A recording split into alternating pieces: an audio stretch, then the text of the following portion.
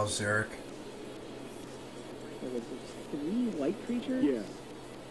Yeah, but I'm the only one crazy enough. I'm the only person crazy enough to play Ral Zarek and Constructed. That's not EDH. I mean, it's Scavenging Ooze. I'd love to figure out a deck that can use him in Modern, though. Maybe you do kill the Scavenging Ooze. We just have to find something that's not Stasis that's worth untapping, right? Or untapping for. I feel like outside of Stasis, he's just not powerful enough. We need more Lantern. Looks to me like Cartel Aristocrat is being sacrificed to Teysa. I think you're right. I'd love to find something that's worth untapping in Modern. Yeah. Okay, here's the attack. So I'm guessing possible make a player run draft? No, Snuff. I don't believe so. He's offering an exchange if Cliff wants to block with Bob. Yeah, it also opens up the door, though. What, just so we can find, get some voices? It's clever.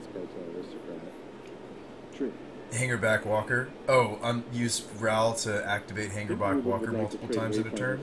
You're right. I'm totally right. Cliff sees through it.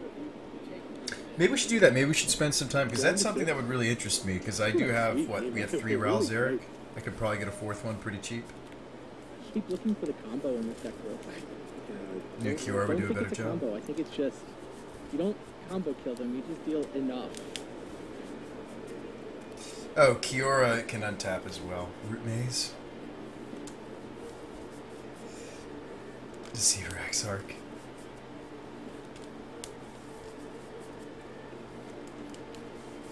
Dragon's Maze is 1.2 tickets. 3 white creatures. Down goes Scavenging And since one of them was black with Cartel Aristocrat, he's also going to get a Spirit Token. Now, if you sacrifice Teysa to herself, you don't get the Spirit Token first. She's not there to see herself at the graveyard. Right. But you can still do it as a white creature. So if you just Snafu, I don't think it's worth buying into a bunch of Dragon's Maze packs and opening them and hoping for a which can just sort of quietly rumble right past Bob there. We should do Dragon's Maze. Alright, a Raging Ravine, which is also lethal, by the way. Now, another thing we have to remember is that Dryad Arbor kind of hiding. Yep. And it's not hiding anymore. Oh, there's a Viscerous here. This is still game 1, isn't it? This has been such a grind. Oh my god. Team?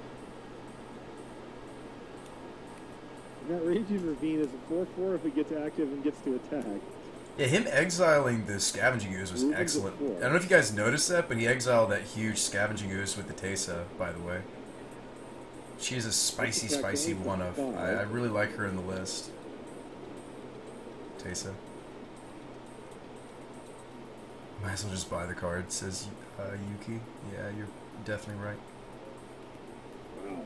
Everybody but the Viscerous here, which he just cast, is Outgrinding Jun isn't necessarily bad.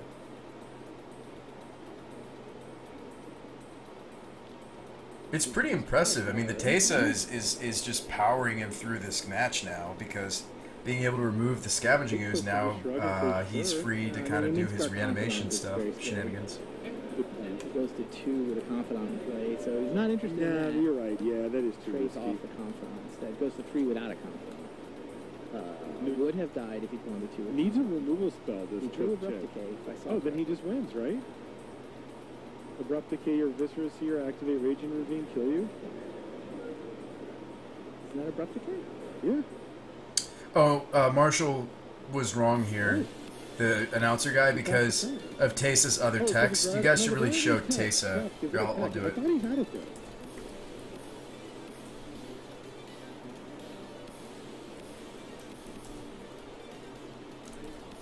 Maybe I'm missing something, but I thought he had it. So the problem is she has 2 abilities. It's not just sacrifice. So he used the sacrifice 3 creatures to exile the Scavenging Ooze, but he also has the ability, whenever another black creature you control dies, put a 1/1 white Spirit Token with flying. So his opponent, even though he had Abrupt Decay, had he Abrupt Decayed the Viserys, he would get a token for from the Teysa. So this Viserys can be sacrificed. So she's not just for flexible removal when you have a plethora of white creatures. She's, excuse me, she's also for making more 1/1 flyers. Because in fact, with his Abrupt Decay, Steve is responding to Abrupt Decay, targeting his own Tesa by upgrading his creatures into 1/1 Flying Light Spirit tokens. This Visir lets him sacrifice anything he wants. We started out thinking about sacking the Visir. You run Darkest Hour? I think I might upgrade Dryad Arbor too. So that all my creatures are black?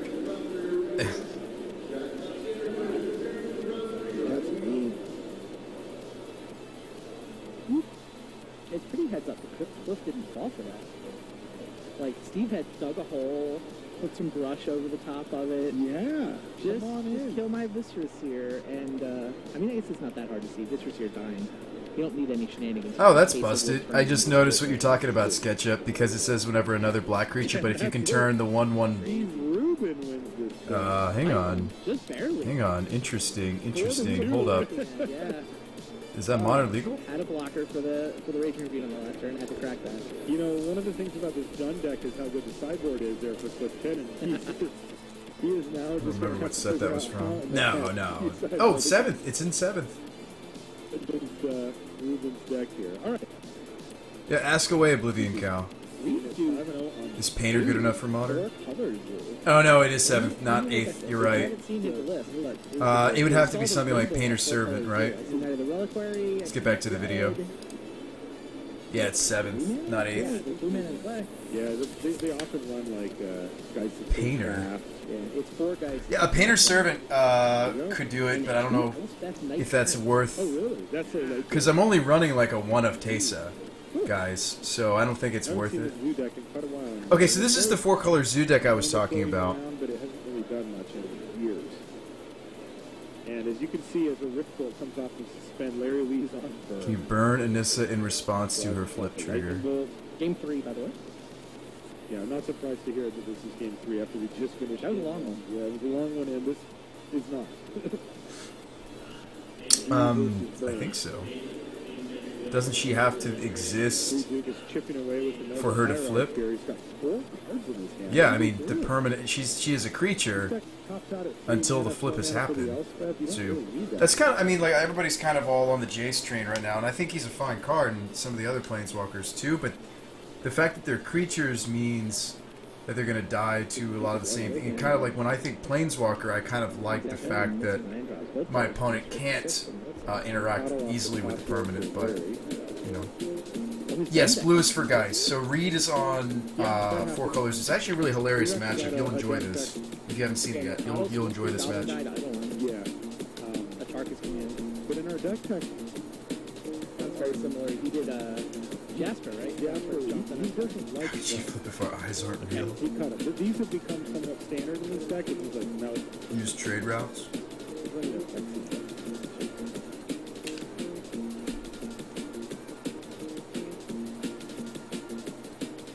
Yeah, I mean, he's a Travel Flame Zoo, is what he's playing with. Is that a Knight of the Reliquary? Yeah, it is. Excellent.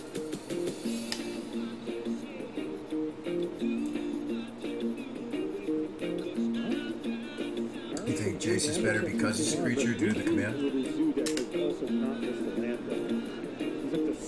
Colligan's command?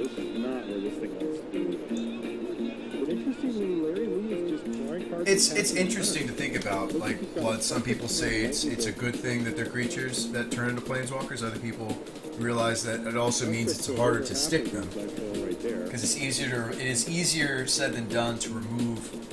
Like, most removal is set up to remove creatures, not planeswalkers. Now Reed's Thompson was giving him some pause here.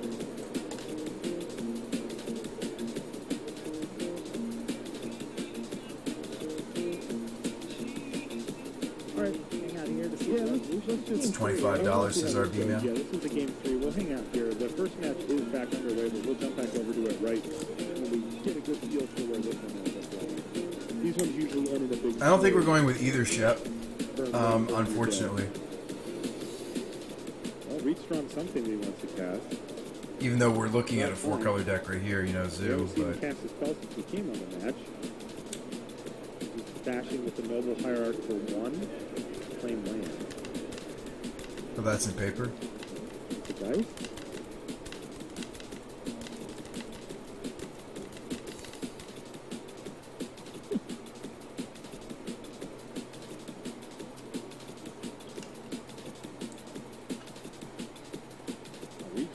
perplexed by this scenario here.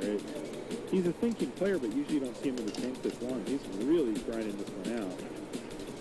And he's decided to play a Knight of the Reliquary.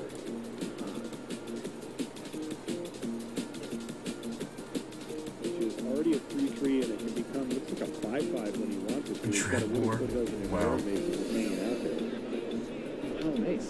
All right, this is good. So you can see our main matches on the lower right-hand side. That was if you'd rather face keep it right out. away, right? Yeah. When you read down to 8, virtual 5. Oh, but the match we're interested in is the one on the bottom right, small screen, so that's annoying. 8 in a burn deck. So a weird draw from both of these players in game 3. Neither of them want to see this happen. But since they both are flooding out, we actually get to see a real game here.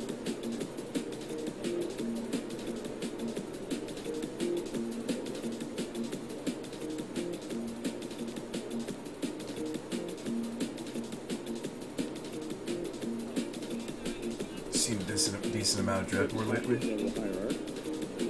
This is a 2-turn clock now. Use ranks to get back Jace. It's already a 3-3, and then he's getting 2 exalted triggers, so that's 5. There's the deflecting palm that he has. What? Oh no, redo. Oh yeah, I remember this. The deflecting palm. Uh-oh. Die there, because that's brutal. You like a 4-color lone deck better? Oh, you like, yeah, from the other day, This Crom? is the last part of Carcass Command? Yeah. For the last 3? Yeah. Deflecting palm. Yep. He's deflecting palming the Reliquary Knight. This is the game where it's actually going to do its thing? No, I think it's going to get Bant Charmed here. Nope. Yeah. Redo with the Bant Charm. Counter target instant. Deflecting palm got me psyched. That's a big game. Yes. Deflecting palm? No. Bant Charm, guys. Bant Charm. Actual Bant Charm. Reduke with his Bant Charms. Right, Swiss Spear. Sure. Swiss Spear pass. Yeah, he wants to block. He wants to block, he wants to chump block and try to draw more burn spells. Wow.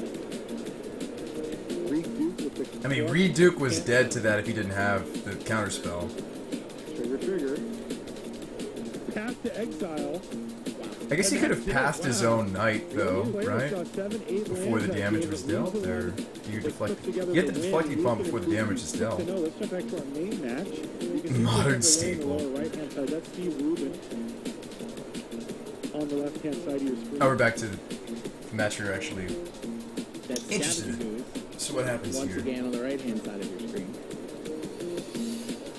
Like you said, there's 4 of them. Yeah, Bant Charm's flexible. I'll give you that, Iron Blood. It is flexible. It's Dispel. It's Dispel plus... It's not Naturalized. I think it's only artifacts, right? It's Destroy an artifact. Oh, it looks like it's called with 1 creature. Exile a creature.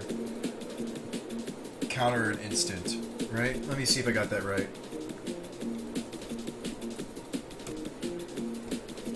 Yep. Artifact.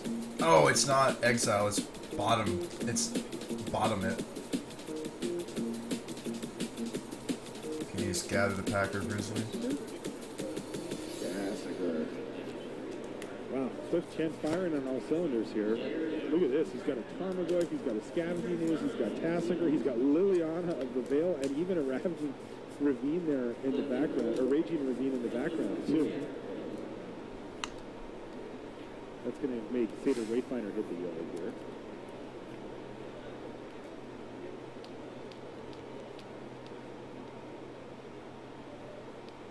And poor Steve Rubin just has a Viscera Seer and a couple of Spirit tokens. Not a whole lot going on for him. I think he's got an Abzan Ascendancy in his hand, though.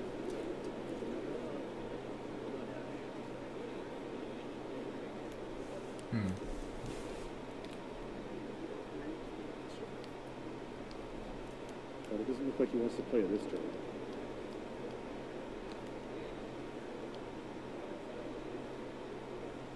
Bolt your Viscera Seer, second or spells. Rise onto the top immediately. Side Mage hits the thing. This is going to be a big hit here. Oh, it was interesting, Captain. I saw it. It was very interesting. The Tamir